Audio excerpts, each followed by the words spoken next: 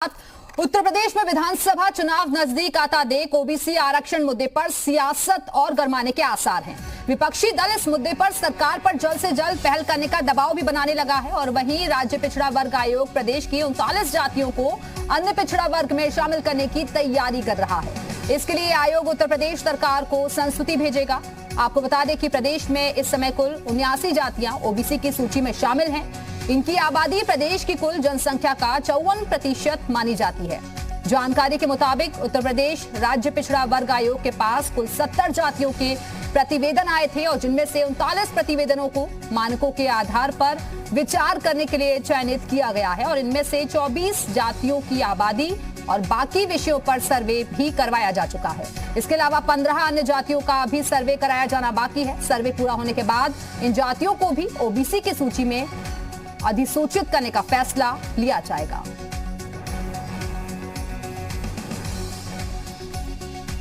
और इसी खबर पर और ज्यादा बातचीत के लिए सीधे रुख करेंगे लखनऊ का, जहां से हमारे साथ हमारे सहयोगी विशाल रघुवंशी इस वक्त जुड़ गए हैं। विशाल, क्योंकि मौसम चुनावी है लिहाजा ओबीसी आरक्षण का जो जिन्न है एक बार फिर से बोतल से बाहर आ गया है। विपक्षी दल सरकार पर लगातार दबाव बना रहा है इसको लेकर। देखिए, बिल्कुल निश्चित तौर पर चूंकि अब उत्तर प्रदेश में 2022 का विधानसभा चुनाव है, ऐसे में उससे पहले ये जो ओबीसी आरक्षण का जो पूरा मामला है ये एक बार फिर से चर्चा में है और यही वजह है कि लगातार अब तमाम जो सियासी दल हैं वो एक के बाद एक तमाम तरह की प्रतिक्रियाएं दे रही हैं।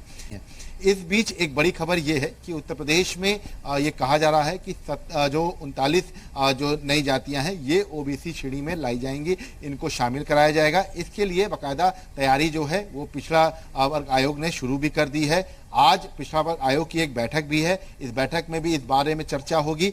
चूंकि 70 जो प्रतिवेदन है वो आए हैं, जिनमें से ये माना जा रहा है कि 39 जो जातियां हैं उनको पिछड़ा वर्ग आयोग में के बैठक के बाद जो है उनको शामिल किया जाएगा ओबीसी में।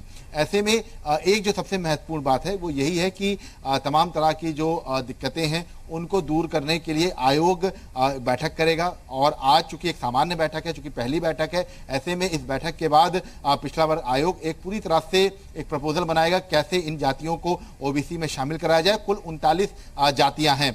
हालांकि ये जो आयोग के जो लोग हैं वो ये बताते हैं कि 70 टोटल जो है इस आवेदन आए थे, जिनमें 39 जातियां जो हैं वो चिन्हित की गई हैं और इन्हीं को फिलहाल जो है ओबीसी में शामिल करने की कवायद शुरू कर दी गई है। तो ये कहा जा सकता है कि यूपी सरकार इसको जल्द से जल्द इस पर अपनी मंजूरी दे सकती है। इसकी कवायद जो है पिछड़ा वर्ग आयोग ने शुरू भी कर दी है और आज इसी कड़ी में एक बैठक भी है। हालांकि बैठक में तमाम और भी मुद्दे हैं, चूंकि गठन होने के बाद पहली ये बैठक है, तो लेकिन इसमें सबसे जो महत्वपूर्ण मुद्दा रहेगा वो यही रहेगा कि ओबीसी में कौन कौन सी जो जातियां हैं। बिल्कुल, इस वक्त मीरा ठाकुर जी हमारे साथ जुड़ गई हैं जो कि राज्य पिछड़ा वर्ग आयोग के उपाध्यक्ष हैं। मीरा जी, 39 जातियों को ओबीसी में शामिल करने की अब कवायद हो रही है, आप किस तरीके से देख रहे हैं इसे?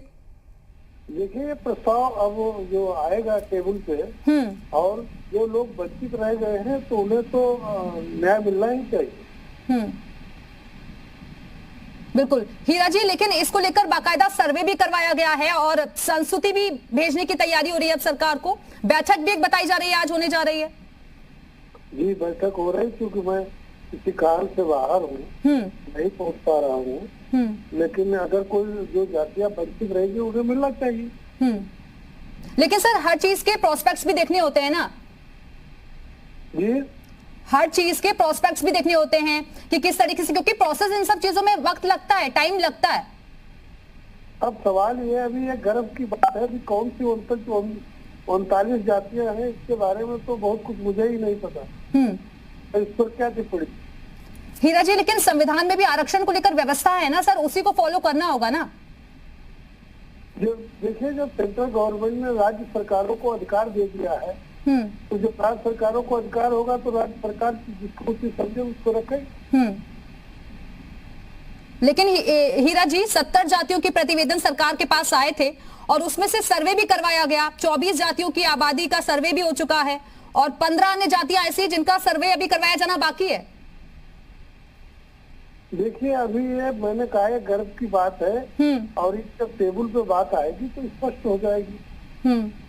लेकिन सर, आपको नहीं लगता कि जब जब जब चुनाव नजदीक आते हैं तभी इस तरीके के मुद्दे उठाए जाते हैं जानबूझकर? नहीं, ऐसा नहीं, भारतीय जनता पार्टी ऐसा नहीं करती है। वो हमेशा एक आंख से नहीं देखती है, सबका साथ और सबके विकास की बात है। लेकिन सर, खासतौर पर अगर हम उत्तर प्रदेश की राजनीति को देखें तो यहाँ की जो राजनीति है वो जातियों पर ही केंद्रित रही है हमेशा से। हाँ, ये पूरे देश में जो जातवादी पार्टियां थी वो अपने ढंग से देश को संचालित करती थी, लेकिन जब से भारतीय जनता पार्टी आई, परिवारवाद तो जातवाद टूट गया है। अब सबका साथ सबका विकास। चलिए सर, बहुत बहुत शुक्रिया आपका हमारे साथ जुड़ने के लिए। हमारे साथ हमारे सहयोगी विशाल रघुवंशी लगातार जुड़े हुए हैं। विशाल, अभी आपने हीरा ठाकुर जी को सुना जो कि स्वागत कर रहे हैं और वो चाहते हैं कि जल्द से जल्द ये जो मुद्दा है वो भी सुलझे। देखिए, बिल्कुल स्वागत इसलिए भी किया जा रहा है क्योंकि अगर आप उत्तर प्रदेश की आबादी में देखें तो 54% जो आबादी है वो इस पूरे उसमें आती है। तो ऐसे में एक बड़ा मुद्दा है और यही वजह है कि समय समय पर चाहे वो बसपा सुप्रीमो मायावती हो, और अगर हम बात करें तो लगातार समाजवादी पार्टी भी इसी तरह के सम्मेलन करा रही है, इस बारे में लगातार मांग कर रही है। कांग्रेस भी जो है लगातार इस तरह की चीजों पर चर्चा करती है, बातचीत करती है, बयान आते हैं। तो यही वजह है कि यूपी सरकार एक बड़ी कवायद के तौर पर इसको जो है देख रहा है और शायद इसी वजह से 24 जो जातियां हैं उनका सर्वे कंप्लीट हो चुका है। 15 जातियों का सर्वे कंप्लीट होना है। उन सर्वे के कंप्लीट होने के बाद एक पूरा प्रपोजल बनाया जाएगा, क्योंकि जो पिछड़ा वर्ग आयोग जो प्रपोजल बनाएगा उसको सरकार मंजूरी देगी। तो फिलहाल इसके लिए बाकायदा कवायद जो है वो शुरू हो चुकी है। हालांकि अभी चूंकि शुरुआती स्टेज है तो शायद यही वजह है कि अभी तमाम कौन कौन सी जातियां हैं इनमें ये बताना थोड़ा मुश्किल पड़ रहा है। लेकिन हाँ, ये बताया जा रहा है कि 70 आवेदन आए थे जिनमें से 39 जातियों को चुना गया है जिनको ओबीसी में जो है शामिल कराया जाएगा, और इसी के लिए लगातार अब कवायद शुरू हो चुकी है यूपी सरकार की तरफ से। और अभी जो हीरा ठाकुर जो कह रहे थे कि ये जो जातियां हैं ये छूट गई थी, वंचित रह चुकी थी, तो इनको शामिल करा के इनका हक दिया जाएगा। तो इस तरह की कवायद बिल्कुल विशाल, देखिए वो वक्त भी याद है 2017 का जब एक बड़ा वोट मिला था ओबीसी की तरफ से, और शायद इसी वजह से इस खेमे को नाराज नहीं करना चाहता है, चाहे कोई भी पार्टी हो, चाहे समाजवादी पार्टी हो, चाहे बहुजन समाज पार्टी हो या फिर बीजेपी। देखिए, बिल्कुल निश्चित तौर पर यही एक सबसे बड़ी वजह है कि लगातार इस मुद्दे को लेकर चाहे वो केशव प्रसाद मौर्य की हम बात करते हैं, यूपी के डिप्टी सीएम हैं, हमेशा इस बारे में बयान देते रहे हैं और हमेशा इस बार की पैरवी करते रहे हैं कि जो ओबीसी समाज है उसको उनके अधिकार मिल सके, जो जातियां छूट गई हैं उनको ओबीसी समाज में शामिल कराकर उनको जो है अधिकार दिया जा सके। तो इसी वजह से शायद ये कह सकते हैं कि अब यूपी सरकार की तरफ से ये कवायद हो रही है और जिस तरह से स्वर जो है मुखर हो रहे हैं, खासतौर से जो विरोधी दल हैं, उनका ये आरोप है कि चुनाव आते ही सरकार ये कर रही है। लेकिन हकीकत ये है कि 2017 का विधानसभा चुनाव देख लीजिए या 2014 का लोकसभा चुनाव देख लीजिए या 2019 का लोकसभा चुनाव देख लीजिए, तीनों ही चुनाव में उत्तर प्रदेश में भाजपा को इस वोट बैंक का बहुत फायदा हुआ है। बने रहिएगा हमारे साथ। अनुराग भदौरिया जी इस वक्त हमारे साथ जुड़ गए हैं, सपा प्रवक्ता है। अनुराग जी, किस तरीके से आप देख रहे हैं 39 जातियों को ओबीसी में शामिल करने की अब सरकार तैयारी कर रही है?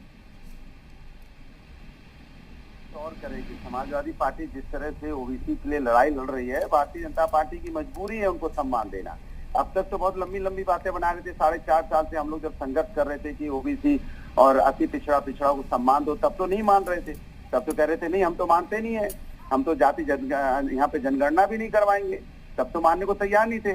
अब चूंकि उनको एहसास हो गया है कि समाजवादी ने उनकी गर्दन पकड़ ली है और जनता ने भी उनकी गर्दन पकड़ ली है, वो हार के कगार पे खड़े हैं, तो छटपटाता है आदमी, छटपटा के फिर अब शामिल करेंगे ना, अभी बहुत कुछ करेंगे, चिंता मत कीजिए। यही समाजवादी चाहते थे कि भारतीय जनता पार्टी जो झूठी और जुमलेबाज पार्टी है, जो हमेशा से अपने मुद्दों को भटकाने का काम करती है, अब कैसे लाइन पे आ गई। 4.5 साल से तो बहुत टेढ़े हो रहे थे, जिस बात पे बात तो उसी बात अकड़ जाते थे। चलिए सर, फिलहाल बहुत बहुत शुक्रिया आपका हमारे साथ जुड़ने के लिए।